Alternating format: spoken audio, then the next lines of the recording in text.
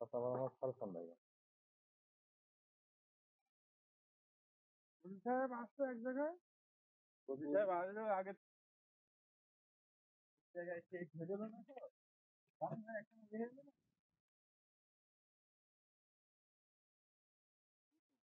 তো বা আমাদের বাপ দাদারা ছিল, তারা এসে এখন আপাতত মেয়রের পাশ কিছু করতে পারেনি, ওই পাশটা একটু দেখভাল করছে। সিদ্ধান্ত এখন নিতে পারছে না। এটা সরকারি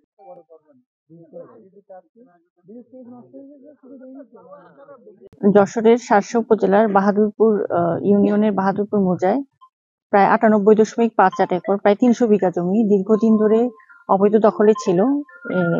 কিছু প্রভাবশালী ব্যক্তির দখলে ছিল। প্রায় 30 থেকে 40 জন অবৈধ দখলদারের নিয়ন্ত্রণে ছিল। তো আমরা পরবর্তীতে গতকাল 11 ডিসেম্বর 2024 তারিখ আমরা সকাল থেকে কাজ শুরু করি।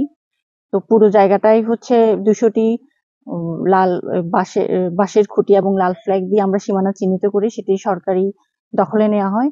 এক্ষেত্রে আমাদের স্থানীয় যে বেনাপোল তহসিল অফিসের তহসিলদার ছিল, ওখানকার লোকজন ছিল, স্থানীয় লোকজন ছিল। এছাড়া আমাদের সহকারী কমিশনার ভূমি অফিসের সার্ভেয়ার এবং সহকারীগণ ছিল। তো আমরা গতকাল সন্ধ্যায় পুরো জায়গাটা আমরা সরকারি দখল নিশ্চিত করি। এরপরে এখন সরকারের ব্যবস্থাপনায় আনা হয়। সরকার যে ডিসিশন দিবে সেই অনুযায়ী এই জায়গার ব্যবস্থাপনা করা হবে। ধন্যবাদ।